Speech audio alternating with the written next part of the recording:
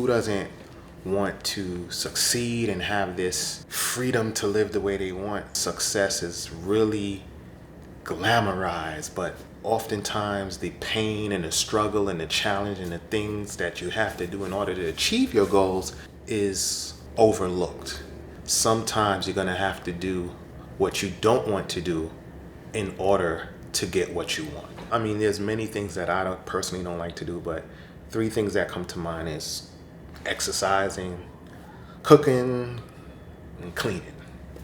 So let's just say those are the things that I'm least fond of. And I think the common denominator is that in my mind, these things are distractions or take away from the things that I want to do. Like they're time robbers. Exercise. I don't know why, just not my thing. So one of the things I do is get it over with. The first thing I do is I wake up, brush my teeth, and I exercise. Because personally, I know if I wait, I'm not going to get to it. I'm not going to do it. The quicker you get to it, the sooner it's over. That's one of the tips. Like, just get out the way. The toughest part is pushing myself to get started. But every time I'm out there, I have a joyful moment. I come across something that's interesting. I'm starting to understand, like, hey, there are some joyful moments even in the things that I'm not so fond of. The benefits of exercise actually helps me to do the things that I enjoy doing. For instance, like if I'm at the computer too long, my back starts to hurt. But when I exercise, I feel more stronger. I have more stamina. So in essence, it actually helps me to do the things I like to do with more energy, with less pain. So I'm like, okay, the things that I don't like to do are still beneficial towards the things that I do like to do. Yeah, and I don't know about you guys, but for me, I'm like a little baby. Like when I'm hit with like challenges, my natural instinct is to be like, why is this happening? Why me? I get to thinking on how I'm going to get through the challenge, not making the step, just thinking. So I spend so much time thinking, and I think the root of that is fear of inadequacy. Like there's a part of me that's like, I don't even think I could do this.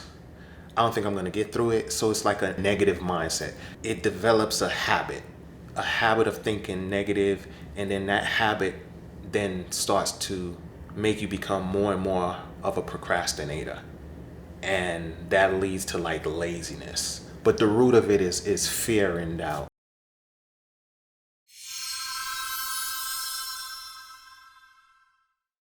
First thing towards really conquering a challenge is to come in it with the right mindset. You have to have a positive mindset.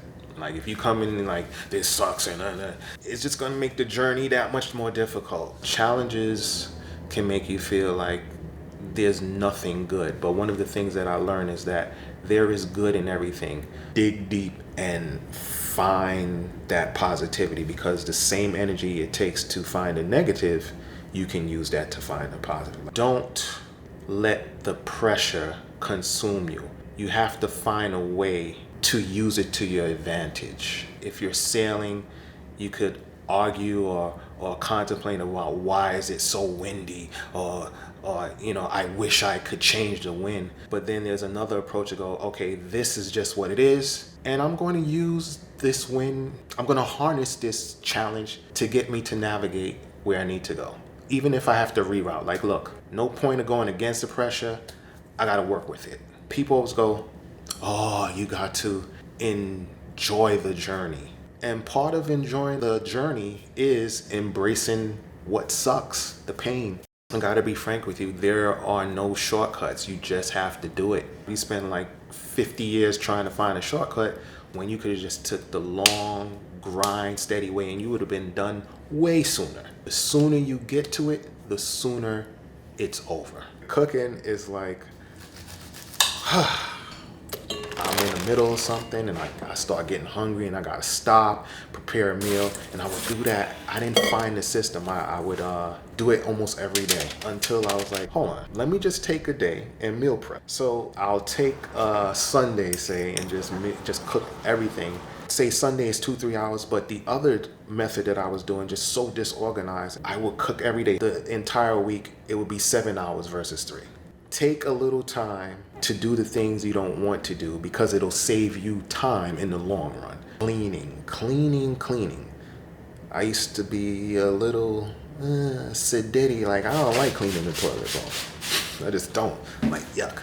There was a time in my life that God put me through a season where I didn't have a toilet. And I remember in that season, I'm like, if I ever get a toilet, if I ever get a shower, I am going to be so thankful. So now I don't look at it as a chore. I look at it as an appreciation event. And I look at it as a way for me to thank God. Another thing you could do is you got to get creative. You got to find a way to turn something that you're not necessarily fond of or something that sucks into something fun. So I don't necessarily like to clean, but I like to dance. I like to listen to music.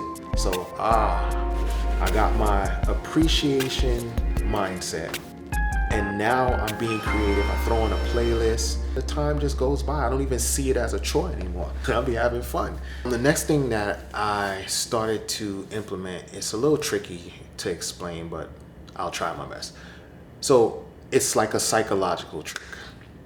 I have my end goal and I have a bunch of challenges and mini goals that I have to get through before I can even obtain my end goal. So what I do is I imagine crossing the finish line of my mini goal as if I was crossing the finish line of my end goal. My end goal is to own a skyscraper on the New York City skyline. That's my end goal. But today, I just gotta run 3 miles. So what I do is imagine that the end of the 3 miles is me closing the deal on my skyscraper. And I can't tell you how much this works, how much motivation. Because if you truly have a passion for your end goal, I mean, it's going to kick in once you psychologically trick yourself. So I'm like running. There's always this point when I'm tired, I want to give up. And then I go, oh no, I got to close this deal on the skyscraper. And I push a little further. And it's a little nutty because it gets real. Like I just crossed the 3 miles and it feels like I got my end goal. I'm like, yes, I'm the owner of a skyscraper. And I know people are like, what? No.